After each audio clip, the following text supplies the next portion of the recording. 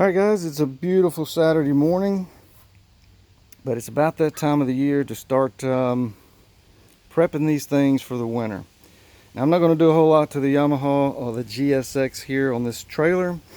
They're going to go into the garage, but I am going to go ahead and put some fogging oil in it, and before I go into the garage, and that's what I'm going to do today to get these things, go ahead and prep them. I'm not going to rule out going out on the lake one more time, but with today's temps in lower 70s, I believe, chances of getting these things out again are slim. But as I started, one of the reasons I went ahead and turned the camera on, I got some questions here. A couple of questions on the spark plugs. So I already came in, removed the spark plugs here. Let me show you what I pulled out. So what did I do to the spark plug? Now, in the other one, not as bad, but you can see that it is bent as well. Haven't run across this, so I don't know if they have been that way, that I did something and I've been running it like this. I don't know. I took a light, shine it down into the head of the plug wires. Everything looks good, no issues there. Here's the socket that I use. Now, I've been using this socket. Now, I thought maybe, I didn't get it square. Maybe I got it a little cocked. I don't know. But I pulled, that's my first thought. Maybe, this is not deep enough. But, see here, I do have an actual spark plug socket here, and they're the same length. As far as there's no obstruction, so I don't know. I'm just looking. I have no idea. So if you got that's happened and you know what I did to do that to the spark plug, reply and let me know. I'm just thinking I got the socket on there a little sideways, but certainly didn't think I did, but guess I could have. Just never seen that before, so let me know. But anyway, I'm taking the spark plugs out because I've got some two-stroke that I've already put down into the cylinders. And so what I'm about to do is I've got some fogging oil, got my mirror, since the carburetors are down here on the side, so I have to shoot it into the engine instead of down into the carburetor. I've got to shoot it into the carburetor. So I'm going to do that, and I'm going to fire this thing up, let it run for a few seconds, get the fogging oil kind of down and through the engine, and she'll be ready to go to the garage. But that's the first thing. Second thing is, the last time we were out, when my daughter came in, she said she's getting bees in her hands from riding this thing, but it only happens at high speeds when she gets above 45, she said. Now, I don't ride this much. This is the family's favorite, so as soon as one of them jumps off of it, one of the others jumps on it, so I'm pretty much resigned to one of those others. So I got on it, and sure enough, when I got up around 50 miles an hour, the vibration. So you guys let me know. You wave runner guys out there, do you have vibrations? I'm thinking maybe. I'm not going to do it today. I don't feel like doing it today, but I've got the winter. Take this pipe off here so I can get to the coupler. I'm thinking when I put this engine in, I didn't really check the gaps on the coupler to see if maybe, it's not perfectly level. And it may not be. And maybe it just shows up when you get up to top end of the high speed on this thing. So anyway, really the only way to access that is pull this pipe out again and take the cover off over the coupler and stick a gauge down there and check the gaps. See, I may have to put a shim in. Maybe that's the issue. But anyway, that's something else. Let me know if you guys had any vibrations. if that was maybe the issue. The other thing that maybe is an issue on this thing, vibration, just maybe, is I have been using, here's the spark plugs. This is what I've been using on all of my jet skis. The BR80S 5422. But I saw on the internet, just looking around, I should be using these. The BR8ES11 7986. I don't know spark plugs. I'm learning all this stuff as I go. So again, chime in if you understand and know spark plugs. What is the difference between these two? I'm trying to do this one-handed as best I can. Got it. What's the difference? Now, physically, I don't see a difference when I hold them side by side out of the box. So, could that be issues of vibration? Don't know. Again, chime in and let me know if you have an answer to that. Third thing real quick you can see is don't do what I did here. This broke a long time ago.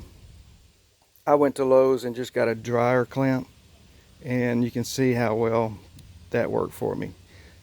Totally rusted out, so over the winter I'll order another one.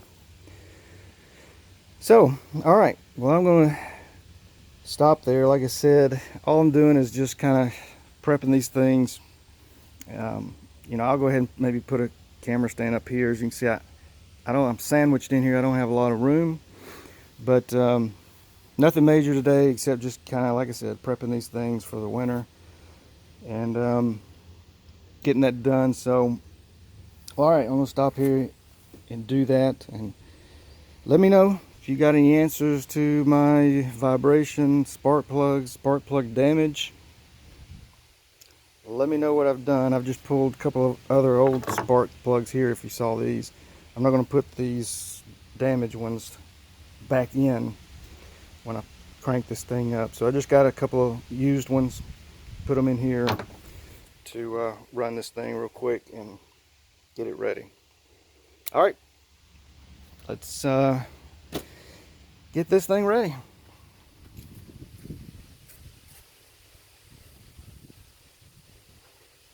Alright, so as I mentioned, I'm going to use this mirror to get down in here and see, make sure that I get this sprayed into the carburetors. And we'll fire this thing up real quick. I've already got everything else ready except for this.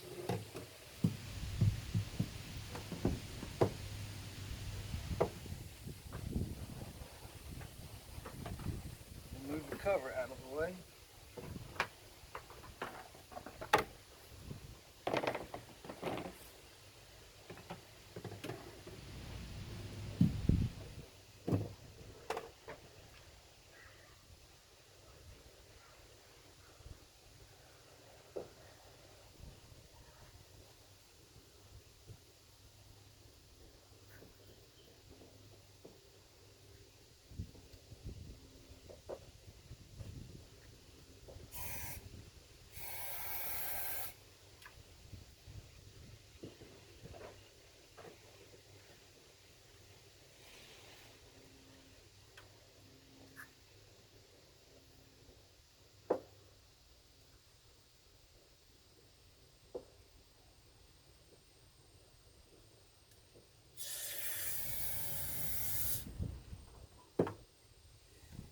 Alright.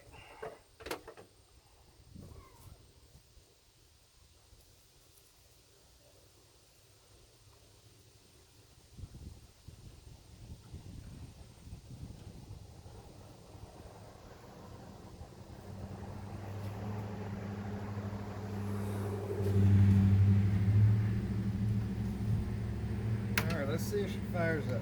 It's been a few weeks. Here we go.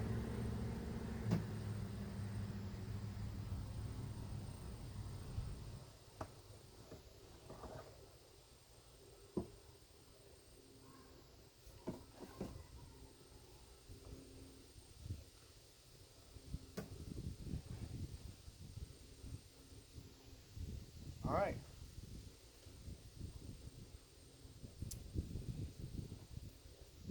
Thought my battery was charged. Maybe it is not. Let me check it out. All right. Back. Battery is good.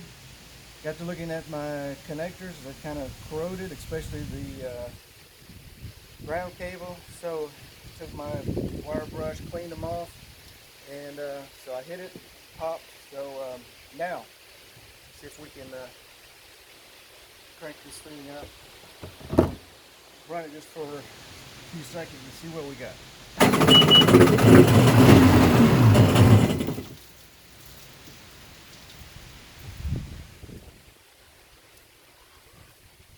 I've got the gas turned off. I guess I'll go ahead and turn it on.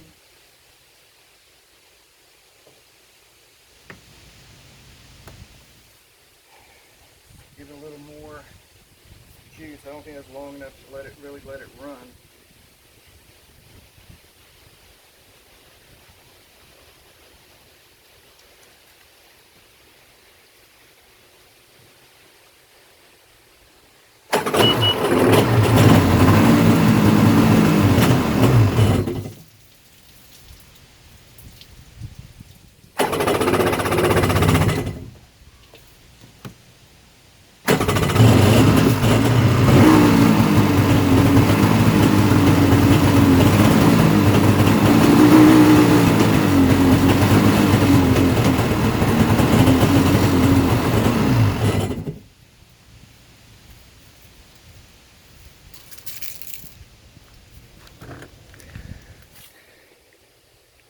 Can you see that? I love that smoke. The only thing missing is it wasn't in the garage to fill the whole garage up. So, all right, that one is ready. Gonna close it up, and that one's going to the garage.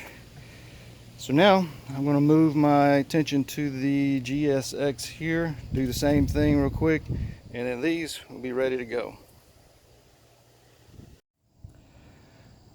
All right, so I got this one now prepped up, ready to do the same thing. I've already took the spark plugs out, put some two-stroke oil down the cylinders, and we're going to touch this thing off. Now this, I'm not going to put the fogging oil in it.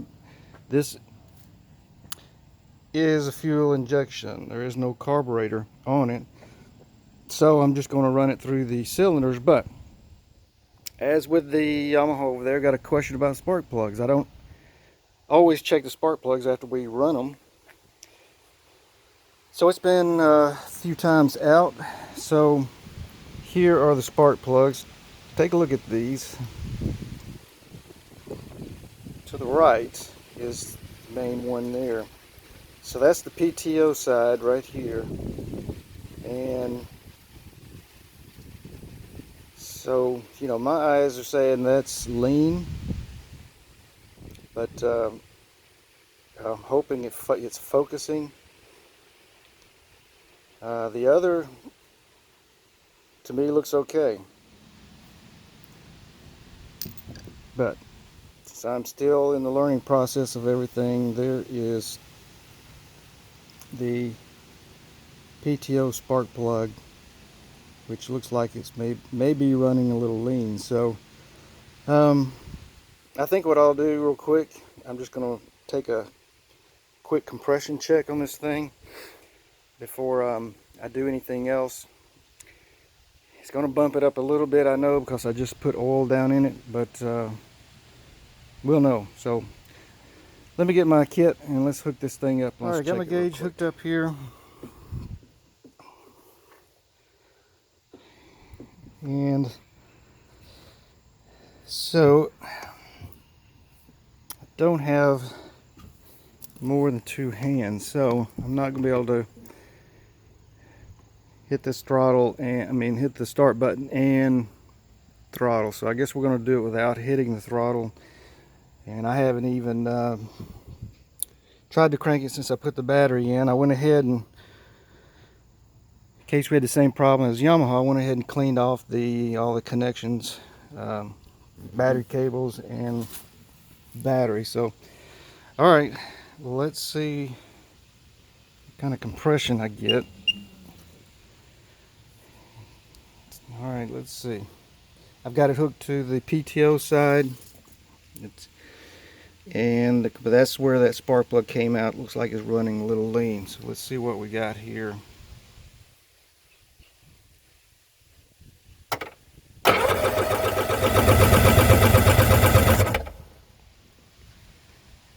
So we're still up about 160. Now that's what it was before. I was a little surprised when I first ran this thing. I was expecting 150, but both cylinders beforehand. I'm not going to even check the other. This is the side that looked like the spark plug was running a little lean, but we're looking good on compression on this thing. So, all right. Well, then I am going to continue. Let me know. Any of you have a fuel injection machine? Take a look at this spark plug. Let me know. I have no clue how to adjust the injectors on this thing. So that would be a whole new ball game for me to start having to learn and figure out. So, all right. I'm going to pull this out, put the spark plugs back in, and just going to run this for a few seconds, and then it'll be ready to go. All right, let me get this cleaned up and plugs back in.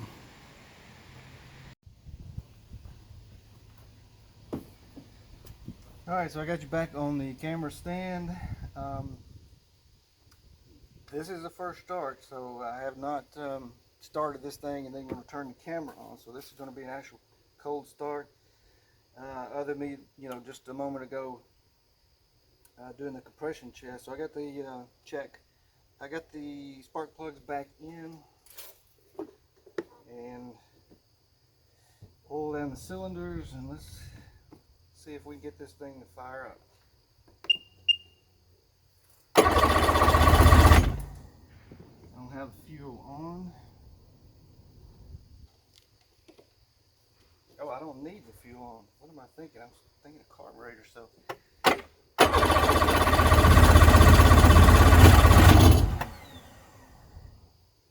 You wanted to.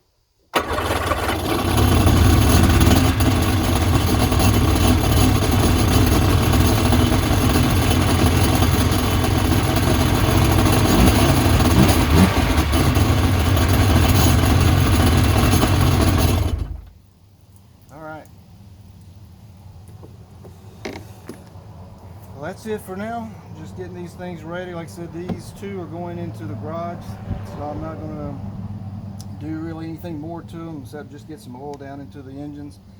The two behind me are going to be, unfortunately, they are designated for the yard, so I'm going to have to do a good job of getting them ready.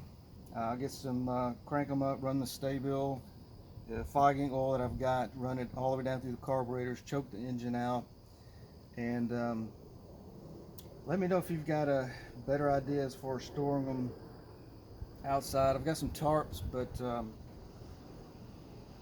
not really good tarps. If you got a better idea, I don't have any covers. I mean, I do have a cover for the Yamaha, but it's so old, it's really worthless. But I do have a cover for the smaller Sea-Doo. I could use that, but I'd still want something to some kind of tarp. But anyway, y'all have any suggestions on the best way to keep these things in the backyard over the winter, so there's no damage to them? Let me know. All right, thanks.